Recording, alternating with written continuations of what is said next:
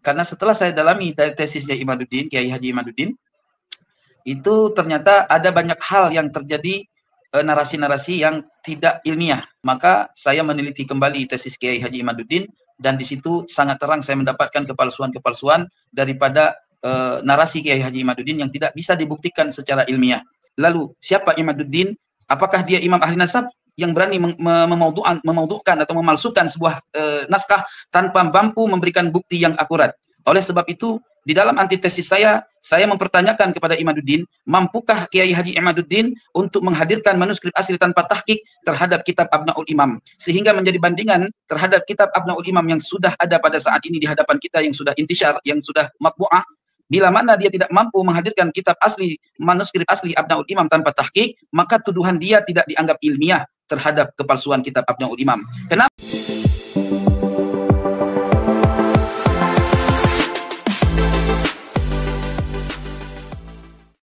Assalamualaikum warahmatullahi ta'ala wabarakatuh.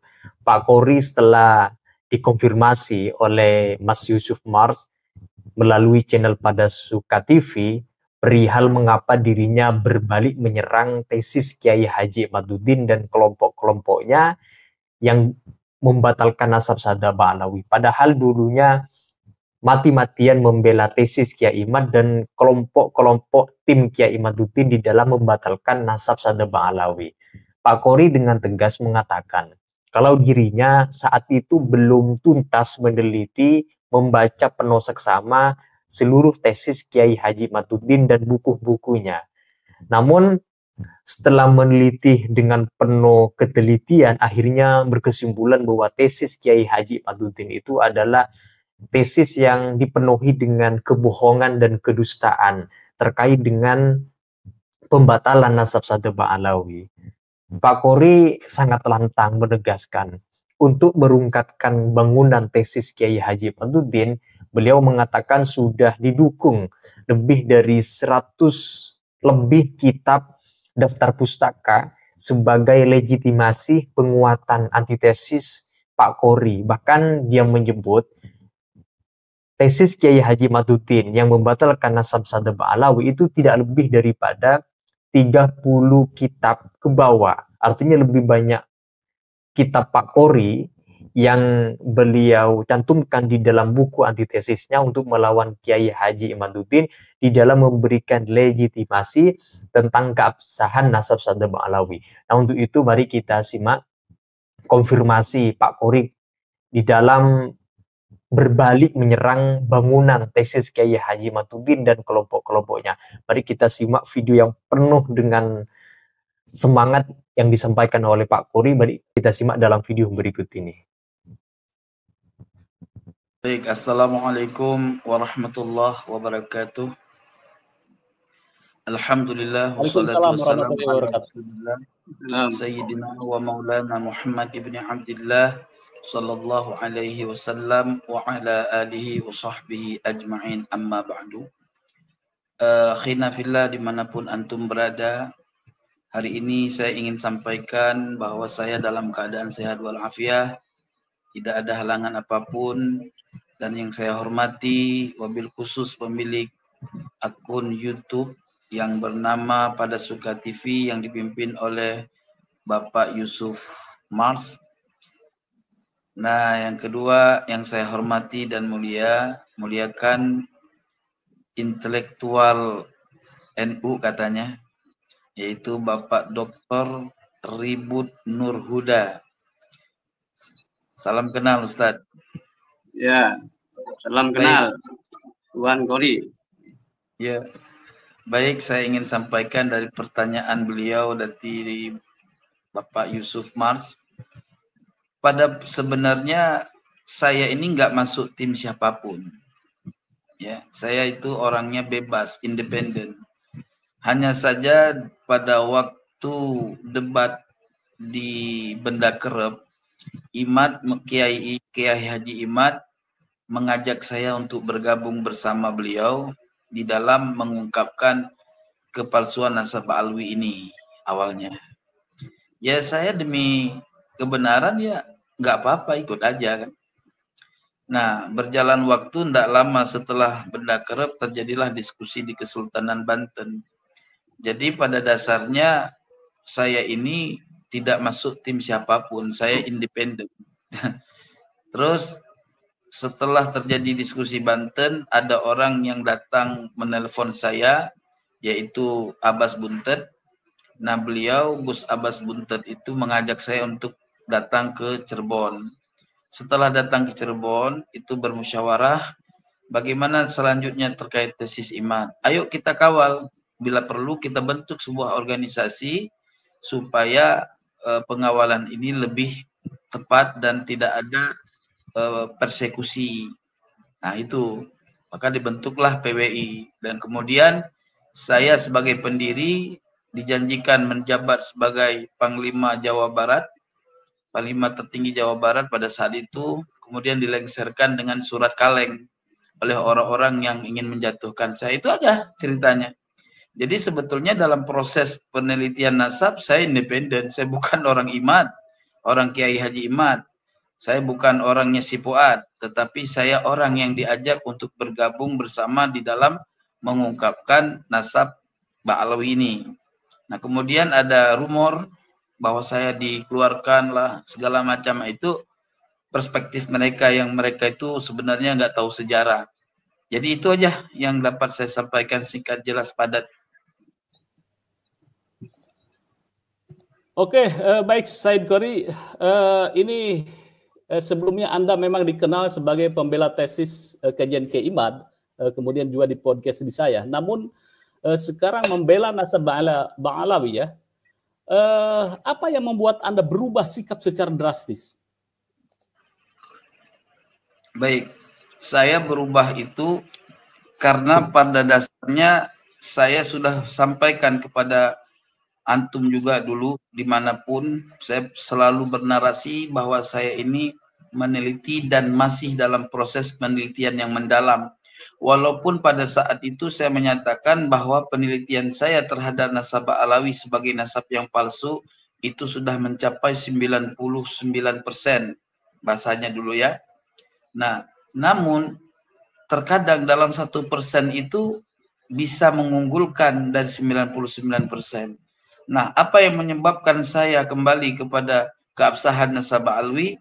Karena setelah saya dalami tesisnya Imaduddin, Kiai Haji Imaduddin, itu ternyata ada banyak hal yang terjadi, narasi-narasi yang tidak ilmiah, ya, dari tesis Imad, tesisnya Kiai Haji Imaduddin. Apa diantaranya? Tuduhan dia terhadap kitab Abnaul Imam itu adalah kitab palsu. Sementara awalnya saya menjadikan keabsahan nasab Alawi itu dengan kitab Abnaul Imam. Lalu saya terdoktrin sama Kiai Haji Imad atas tuduhannya terhadap kepalsuan kitab Abnaul Imam dengan narasi yang ada di dalamnya, yaitu tahqiq muhakkik ya, tahqiq mukaddimah muhakkik atau mukaddimah tahqiq ya. Nah, setelah berjalan waktu saya nggak mendalami itu, namun setelah saya pulang ke Aceh 2 bulan, lalu saya berkomunikasi dengan ulama-ulama Aceh di sana. Kata guru saya, kamu silahkan meneliti keabsahan nasab Alawi atau kepalsuannya, tetapi jangan berdiri atas orang lain, berdirilah atas ilmumu sendiri. Berdasarkan dukungan kiai saya untuk saya berdiri atas ilmu saya, maka saya meneliti kembali tesis Kiai Haji Imaduddin, dan di situ sangat terang saya mendapatkan kepalsuan-kepalsuan daripada narasi Kiai Haji Imaduddin yang tidak bisa dibuktikan secara ilmiah. Lalu saya ikrar untuk kembali kepada keabsahan nasab Alawi sekaligus membuat antitesis dari Kiai Haji Imaduddin ya, yang sudah ada di hadapan saya, sudah selesai nih ya, cuman tinggal ditahqiq saja karena antitesis saya itu berdasarkan tahqiq ya. Nah, alhamdulillah hari ini sudah sampai di mahasiswa Kairo yang mahasiswa Indonesia yang ada di Kairo yang akan disandingkan kepada 2 syekh ulama Kairo, diantaranya Syekh Yusri dan ada lagi Syekh apa saya lupa. Insyaallah nanti akan ada kata pengantar dari mereka. Oleh sebab itu teman-teman semua yang dirahmati oleh Allah, penemuan saya kepada keabsahan nasabah alawi itu murni dengan penelitian saya, ya, berdasarkan pengalaman-pengalaman diskusi dengan pengikut-pengikut atau pembela nasabah alawi seperti Wafi, terus Rumail Abbas. Ada beberapa data dari dia yang saya dalami, ya, yang saya simpan di otak saya, lalu saya dalami. Ternyata saya dalami lebih dalam, ya, saya menemukan kepalsuan daripada tesis Kiai Haji Imaduddin yang tidak akurat di dalam pembuatan tesisnya untuk membatalkan nasabah alwi. Itu daripada sejarah kenapa saya kembali kepada keabsahan nasabah alwi. Kori, jadi apa alasan yang signifikan Anda merungkadkan tesis Kiai Imad adalah dengan kitab tadi Abnaul Imam yang kata Kiai Imad adalah palsu gitu ya. Kemudian menurut Anda adalah itu menjadi sebuah referensi kitab di abad kelima. Itu seperti itu atau bagaimana ini pandangan Anda? Baik. Pertama, Kiai Haji Imaduddin menuduh kitab Abnaul Imam sebagai kitab palsu dikarenakan dia mencurigai di dalamnya ada penambahan yang dilakukan oleh muhakkik. Pada dasarnya ketika saya mengkaji kitab-kitab ilmu tahqiq, ya, saya punya kitab ilmu tahqiq dalam penelitian Abnaul Imam, itu ada beberapa kitab ilmu tahqiq yang saya masukkan dalam daftar pustaka. Di sana menyebutkan bahwa ulama-ulama pentahqiq itu mereka meneliti manuskrip asli tanpa tahqiq di seluruh perpustakaan dunia. Artinya ketika seorang muhakkik sudah meneliti dari seluruh perpustakaan dunia, lalu dia mengomentari apa yang dia tahqiq, artinya itu Kiai Haji Imad tidak bisa menuduh kitab itu sebagai kitab yang maudhu'ah, ya, sebagai kitab yang tidak bisa diambil pegangan di dalam sebuah referensi, ya. Ya. Kenapa? Karena Kiai Haji Imad bukan seorang peneliti, karena dia berdasarkan asumsi dia di dalam membaca muqaddimah tahqiq. Maka oleh sebab itu, jikalau dia adalah berani menunjukkan bukti dan memang seorang peneliti, maka wajib atas Imaduddin, atas Kiai Haji Imaduddin untuk membuktikan manuskrip asli tanpa tahqiq Abnaul Imam sebagai perbandingan dari kitab Abnaul Imam yang matbu'ah, yang sudah dicetak, yang beredar saat ini. Bila mana dia tidak mampu menghadirkan kitab manuskrip asli tanpa tahqiq karangan Imam Abul Muammar Yahya ibnu Toba, maka tuduhan dia tidak bisa berlaku di dalam kajian ilmiah. Kenapa? Karena setiap tuduhan sesuatu tanpa syawahid itu batil. Begitu tuan-tuan yang dirahmati oleh Allah. Maka oleh sebab itu kitab Abnaul Imam tetap memiliki kekuatan dalam menjadikan kitab tersebut sebagai referensi. Al-Imam ahli nasabah, ya, yaitu Imam Sayyid Murtada Az-Zabidi sebagai nasabah yang terkemuka dari kalangan Sunni mengambil referensi daripada Abnaul Imam. Lalu siapa Imaduddin? Apakah dia imam ahli nasab yang berani memaudhu'kan atau memalsukan sebuah naskah tanpa mampu memberikan bukti yang akurat? Oleh sebab itu, di dalam antitesis saya mempertanyakan kepada Imaduddin, mampukah Kiai Haji Imaduddin untuk menghadirkan manuskrip asli tanpa tahqiq terhadap kitab Abnaul Imam, sehingga menjadi bandingan terhadap kitab Abnaul Imam yang sudah ada pada saat ini di hadapan kita, yang sudah intisyar, yang sudah matbu'ah.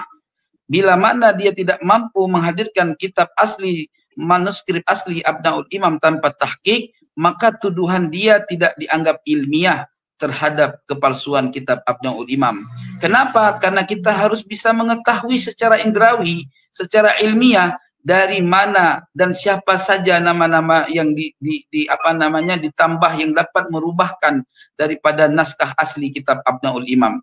Maka oleh sebab itu di dalam muqaddimah tahqiq saya juga membaca bahwa, ya, bahwa Imam Abu Muammar Yahya wafat 478 Hijri dan dia mengalami masa zaman dengan Imam Ubaidillah atau Imam Abdullah bin Ahmad bin Isa.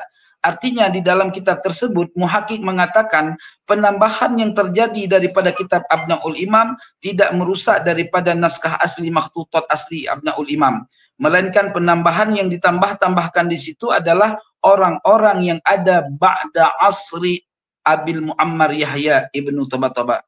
Itu yang dapat saya jadikan penjelasan pada pertemuan malam ini. Alasan dari Pak Qori itu adalah karena beliau meneliti dengan seksama terhadap tesis Kiai Haji Imaduddin dan menemukan kelemahan-kelemahan dan ketidakilmiahan yang dikatakan tesis untuk membatalkan nasab Sadaba Alawi. Bahkan beliau di akhir menantang Kiai Haji Imaduddin untuk menunjukkan manuskrip asli terhadap kitab Abnaul Imam yang dikatakan atau dituduh oleh Kiai Haji Imaduddin sebagai kitab palsu. Sementara di tangan Pak Qori sendiri, kitab Abnaul Imam itu dijadikan sebagai legitimasi, kitab yang dapat dijadikan sebagai referensi pembenaran keabsahan nasab Sadaba Alawi, dan itu diakui sebagai kitab yang asli autentik, sebagai kitab nasab yang mendukung terhadap adanya nasab Sadaba Alawi. Nah, teman-teman silakan kalau kalian ingin menyampaikan pendapat terkait dengan video konfirmasi penjelasan alasan dari Pak Qori yang berusaha kita simak, silakan tulis pendapat kalian di dalam komentar sana. Sekian dari saya. Wassalamualaikum warahmatullahi wabarakatuh.